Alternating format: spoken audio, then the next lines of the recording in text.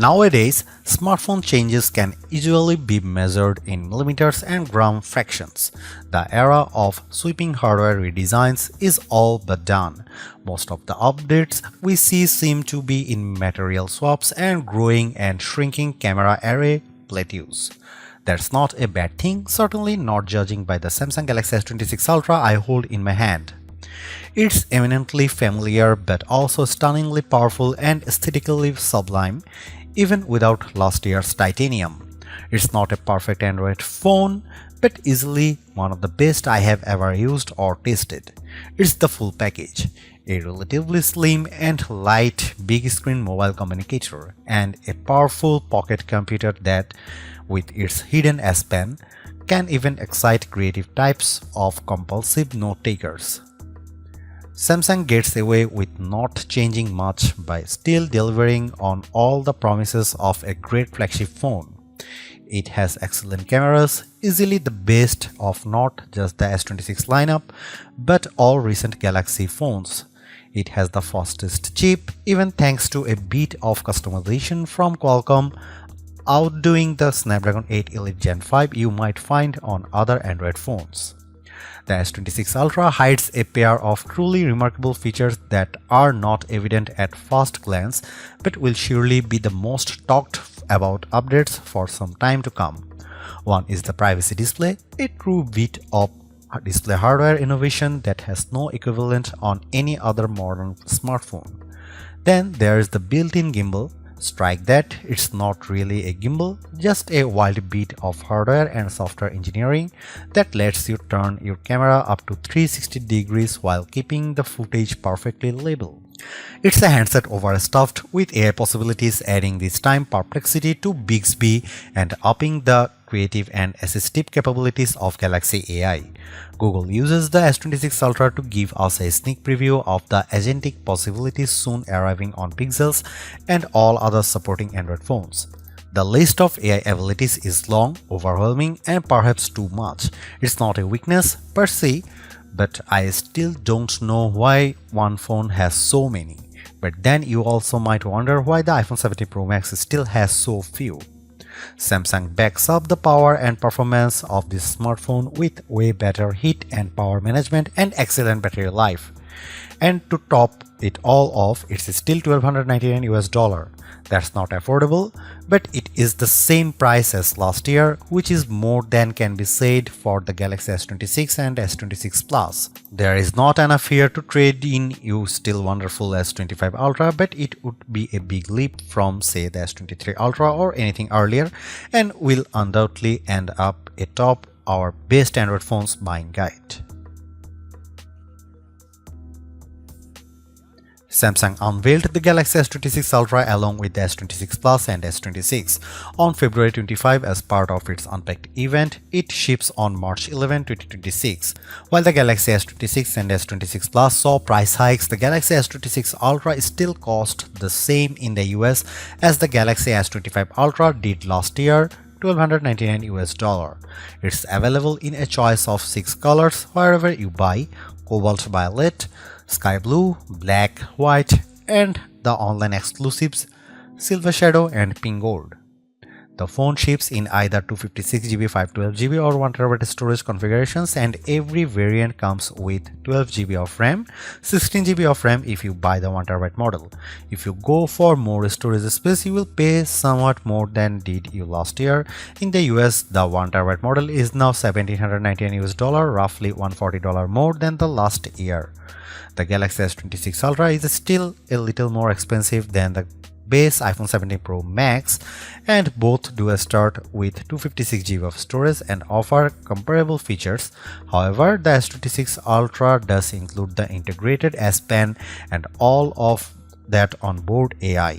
For now, the Galaxy S26 Ultra might be the better value.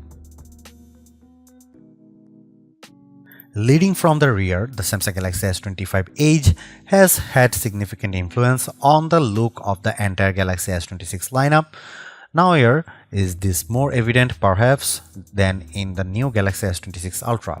At a glance, the 6.9-inch S26 Ultra looks a lot like the S25 Ultra, but if that new raised camera array looks familiar, it's because it's clearly based on the S25 Edge's 2-camera platform. The platform makes sense when you realize the S26 Ultra is slightly thinner and lighter than its predecessor. The S26 Ultra has a slightly softer and more pleasing look thanks to the 4 corners adopting a more curved profile.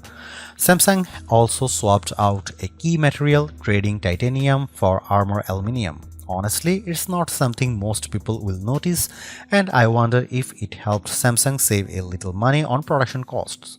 The other benefit might be that aluminum, a softer material, makes it easier to apply a wider variety of richer colors. My cobalt violet review unit is lovely, but I would have liked to see a few wilder hue swings like deep green or yes, orange. As you would expect, the screen is protected by Corning Gorilla Glass Armor 2 and the back by Gorilla Glass Victus 2.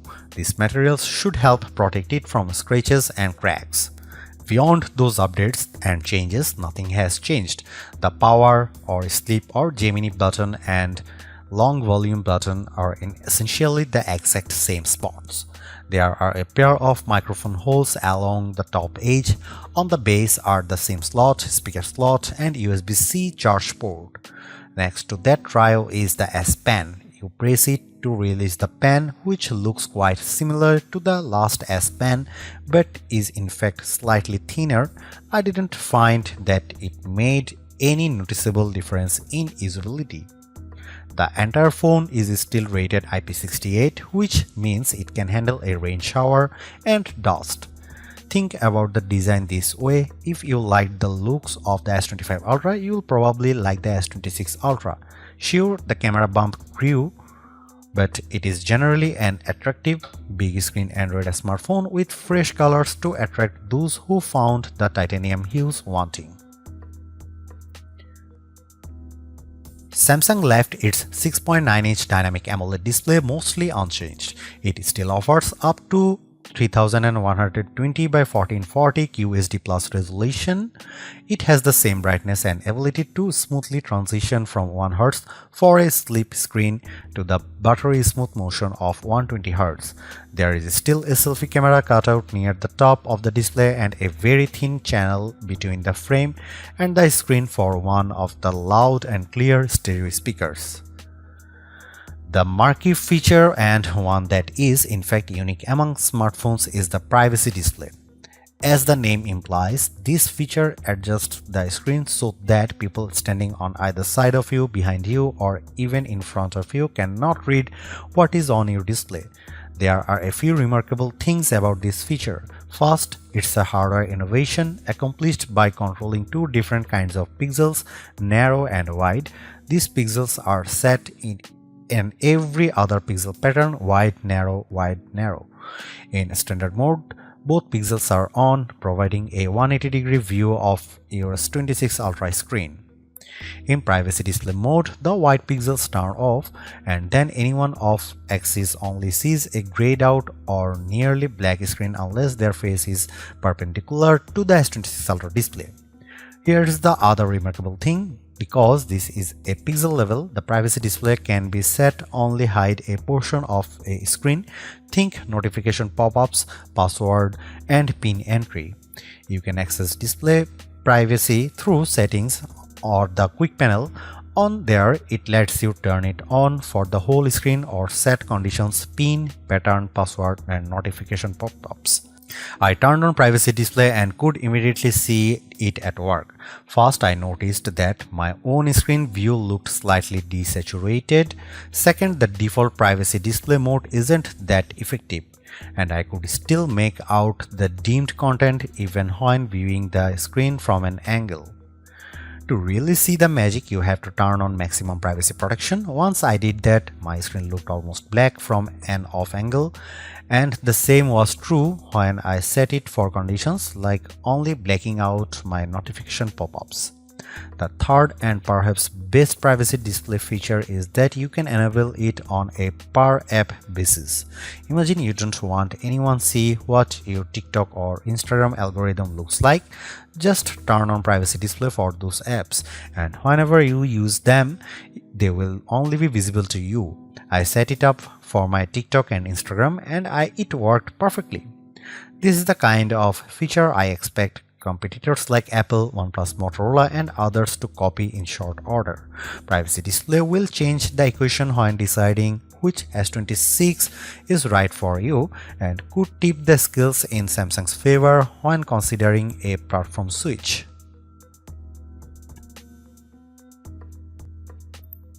Direct comparisons of the Samsung Galaxy S26 Ultra with, say, Apple's iPhone 17 Pro Max don't entirely make sense. After all, only one of them has shipped with an integrated S Pen since the Galaxy S22 Ultra. As an amateur artist, I love having the S Pen always on hand, perfectly hidden inside a powerful Android 16 smartphone. The latest S Pen looks a lot like the last one, but it is slightly thinner and the back end is now curved to match the curve of its S26 Ultra housing. In use, this S Pen is just as useful as its predecessors. It's a great implement for note-taking, marking up images, creating rough sketches for AI image generation, and making art. It recognizes pressure and orientation. There is even a button on the side that in the Sketchbook app gives you instant access to an eraser. The S26 Ultra is also aware of the S Pen, and if it's been outside the phone and not used for a while, the phone will ask you if you have your S Pen.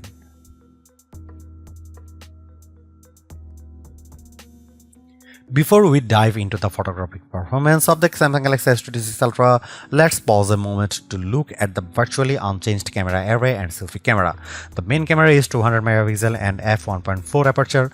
The 5x telephoto is 50 megapixel, also provides the 10x zoom through a sensor crop. Its aperture is f2.9. The 3x optical lens is 10 megapixel f2.4 aperture. The ultrawide is 50 megapixel f1.9 aperture, and the front-facing camera is 12 megapixel f2.2 aperture.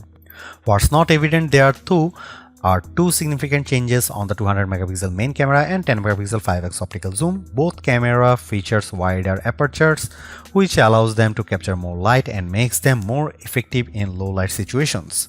In practice, this is an excellent set of lenses, and based on megapixels, they all beat the iPhone 17 Pro Max's 48 megapixel lenses. However, even on the 200 megapixel camera, you will be default to shooting at a pixel binding 12 megapixel. The iPhone 17 Pro Max defaults to shooting at 24 megapixel. I shot photos using all the cameras, often capturing the exact same image with the Galaxy S25 Ultra and iPhone 17 Pro Max. All of these phones offer excellent cameras, and I found the image quality generally excellent. If anything, the S26 Ultra appears to have pulled even with the iPhone 17 Pro Max in most photo scenarios. Samsung told me that their image processing now allows the phone to understand the native noise signature of each lens and adjust accordingly. What this means is my photo results are clearer and cleaner. Between that, the larger apertures and low light photography, especially nighttime photography, shows a significant improvement. I noticed far less graininess in my star photography. Here are some camera samples of the new Samsung Galaxy S26 Ultra.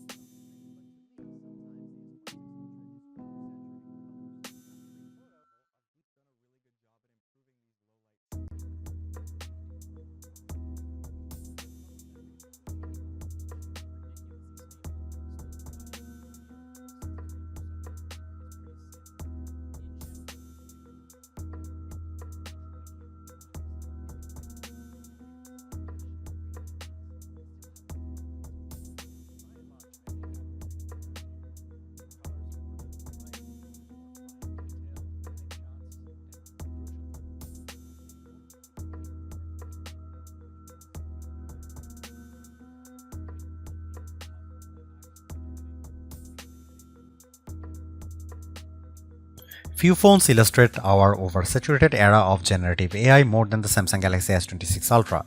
It has Bixby, Perplexity, Samsung Galaxy AI, and of course Google Gemini. Each has a role, some multiple roles, and there can be some overlap. Samsung's long-term goal is for people to see this as an AI phone but not think very much about which AI got you where. Basically, the phone will get smarter over time, especially as its agentic capabilities grow and start to proactively do your bidding. We are not there yet. In fact, the agentic stuff which lives with Gemini is only with Uber for now. You are supposed to able to ask Gemini to book you an Uber ride and it will run off in the background. Gather all the relevant bits and have it set up in Uber, so all you have to do is approve the ride. I installed Uber on the Galaxy S26 Ultra and then asked Gemini to book me a ride to the airport. Gemini told me that it could help, but it first asked for key information like my pickup address, pickup time, and the kind of ride I prefer. Gemini told me it had booked the ride, but when I checked Uber, nothing was booked. I told Gemini to cancel the ride, but Gemini couldn't do anything about the non-existent ride. In general, too, my experience with Gemini was good. I had many conversations with it and used it to identify things in my shelves, and with the live view, have it explain how to fix a leaky bathroom faucet. It's far from foolproof and has yet to learn how to pronounce my last name. Gemini on the S26 Ultra is also showcase for what's coming to other Android smartphones that can support the generative platform. For example, the phone supports Circle to Search's new Find the Look capabilities. This lets you circle someone's whole outfit in an image and Gemini will find all the clothing.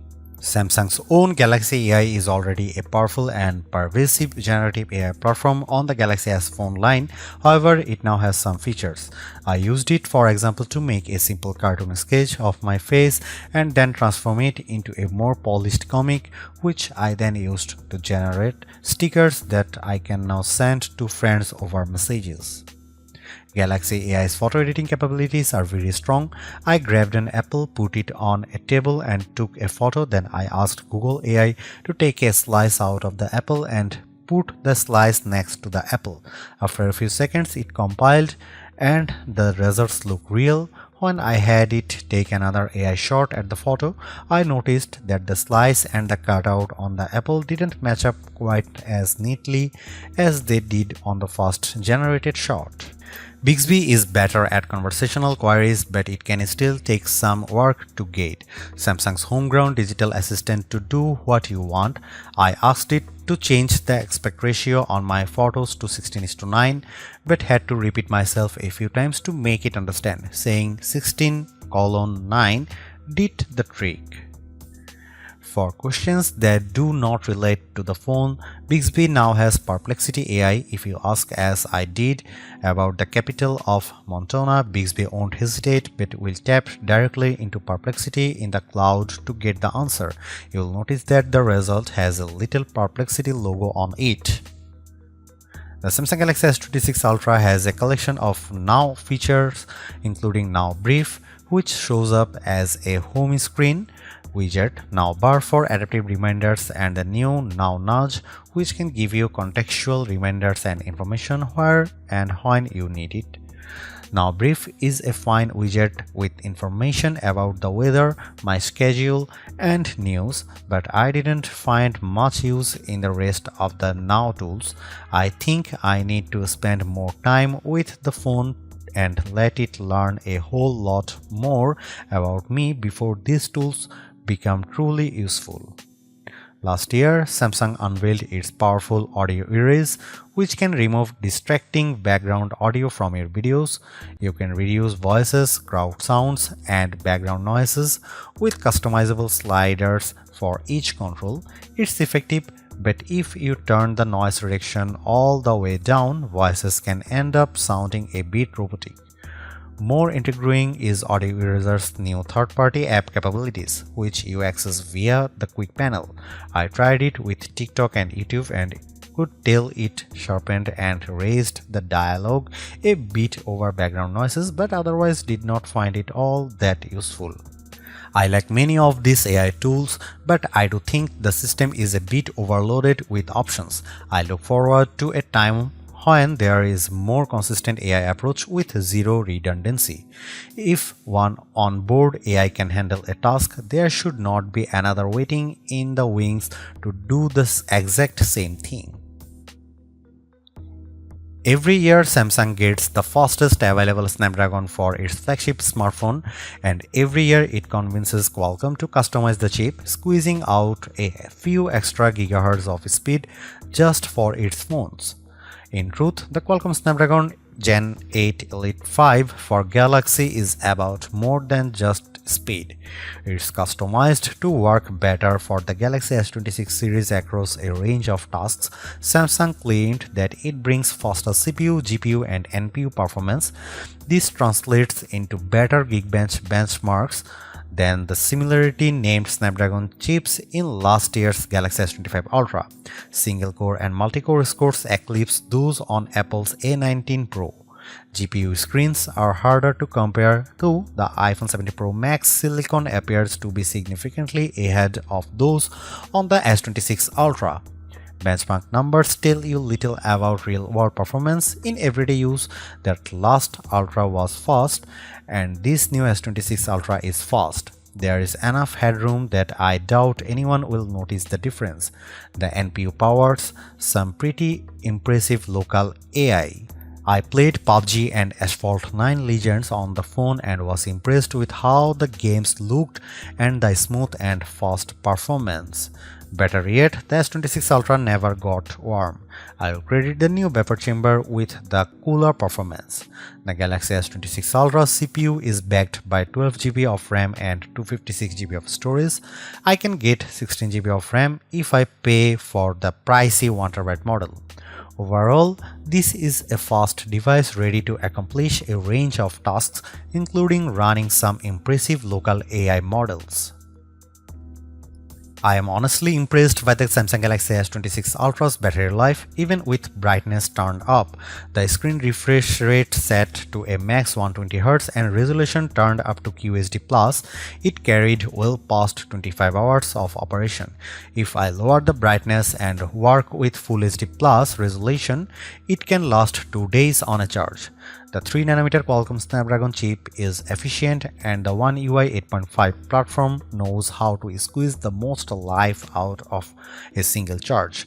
Recharging can be done with a 45-watt charger, reaching 75% in about 35 minutes. A 65-watt wired charge could reportedly do the same in 30 minutes. I had my phone fully charged in under an hour. The phone supports fast wireless charging with up to a 25-watt charger. What's missing, though, is any kind of MagSafe style support. There are no magnets in the back of the S26 Ultra, which is a bit of surprise considering we got Pixel Snap on Google Pixel 10 phones.